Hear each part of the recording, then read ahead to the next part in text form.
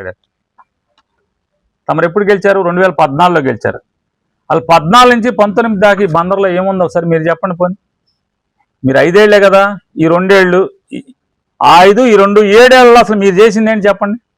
మీ ఇష్టం. 7 ఏళ్లే కదా మీరున్నది, 7 ఏళ్లే కదా. 7 ఏళ్ళు 2014 తర్వాతే కదా. ఏం జరిగిందన్న మీ ఇష్టం. Fishing harbour, port, university, medical college, లేదా గవర్నమెంట్ పాలిటెక్నిక్, నర్సింగ్ కాలేజీ, మీ ఇష్టం. మీరు పేరు చెప్పండి. ఈ రోడ్లు వైడనింగ్ మీరు 14 దాకా లేరు కదా. 2004 నుంచి 2014 దాకా ఏ పనైనా నేనే కదా చేసింది. మీ ఇష్టం. బందర్లో వెళ్ళి ఎన్ని రోడ్లు ఎక్కడెక్కడ పడి, ఎన్ని పేటలు బాగుపడి, నేను చెప్పే యూనివర్సిటీ శాంక్షన్ మీకు తెలుసా? మీరు వచ్చేప్పటికి యూనివర్సిటీ ఉందిగా బందర్లో, లేదా? నర్సింగ్ కాలేజ్ ఉంది కదా, గవర్నమెంట్ పాలిటెక్నిక్ ఉంది కదా. ఇది 2014లో మీరు అయ్యేప్పటికే బీచ్ రోడ్లో గ్రామాలన్నిటికీ మంచిళ్ళు, అప్పటికే మంచిళ్ళు నేను ఓపెన్ చేసా కదా.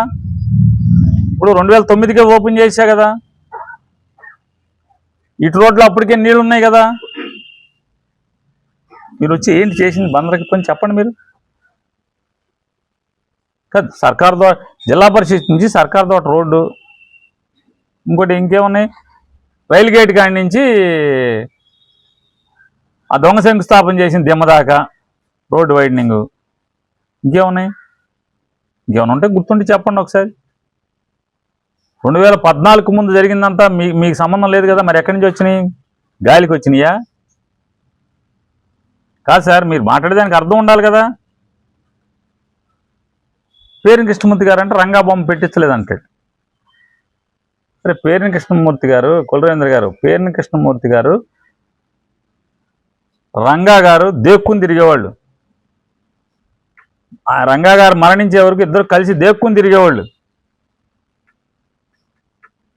ఆ రోజు బాలేశ్వరరావు గారు, వాళ్ళు కాపులే, బాలేశ్వరరావు బంకు వాళ్ళు అబ్జెక్షన్ పెట్టి వాళ్ళు గొడవ చేసింది. పేరుని కృష్ణమూర్తి గారికి ఏంటి సంబంధం?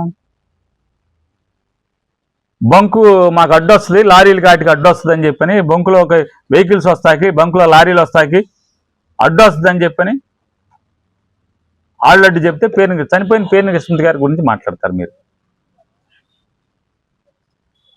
వయసుకు తగ్గ మాటలు మాట్లాడితే బెటర్. నరమాంతరపు సిరి వచ్చినట్టు మాట్లాడటం కాదు. నేను అడిగిన ప్రశ్న ఒక్కదానికి సమాధానం చెప్పకుండా సంస్కారహీనంగా మీ ఇష్టం వచ్చినట్టు మాట్లాడారు. బందరకోట గురించి చెప్పరు సమాధానం, మార్కెట్ గురించి చెప్పరు సమాధానం. ప్లాన్ లేకపోతే పడేసే పరిస్థితి అయితే నేను చెప్తున్నానండి.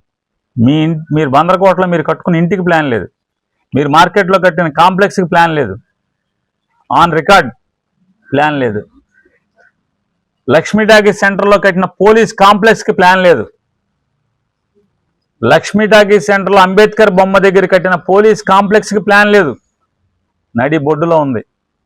పోలీస్ కళ్యాణ మండపానికి ప్లాన్ లేదు. కొట్టేస్తారా?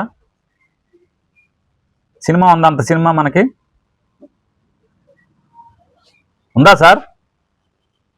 చెప్పండి సార్. బందర్లో నేను లిస్ట్ ఇస్తా సార్, మీకు ప్లాన్ లేని ఇళ్ళు ఉన్నాయో ఎతికిస్తా. మీకు కొడతారా? కొట్టగలరా అని అడుగుతున్నాను. ఆడెవడో చెప్తాడు ఒకడు, సురేష్ గారు ఇంటి పేరేంటే? కాదు, వైశాస్, ఎండూరు సురేష్ గారు అంట. మా అబ్బాయి ఎంపటి తిప్పుకుంటాకి బొక్కలెట్టానని ఒకడు మాట్లాడతాడు. బొక్కలెడితే ఎంపటి తిరుగుతారా?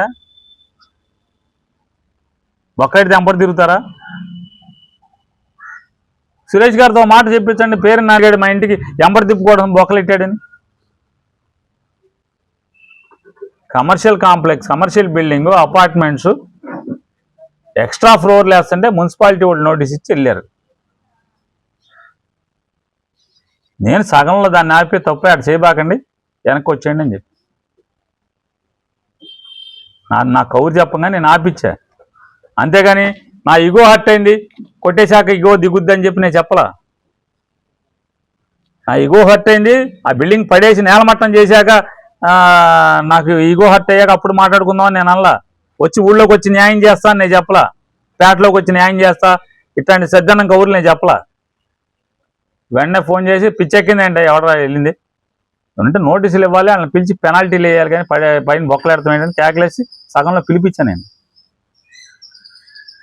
ఈరోజు కాబట్టి సురేష్ని అడుగు, నేను హెల్ప్ చేశానా లేదా, ఎండు సురేష్ గారిని అడుగు. మర్చిపోయిన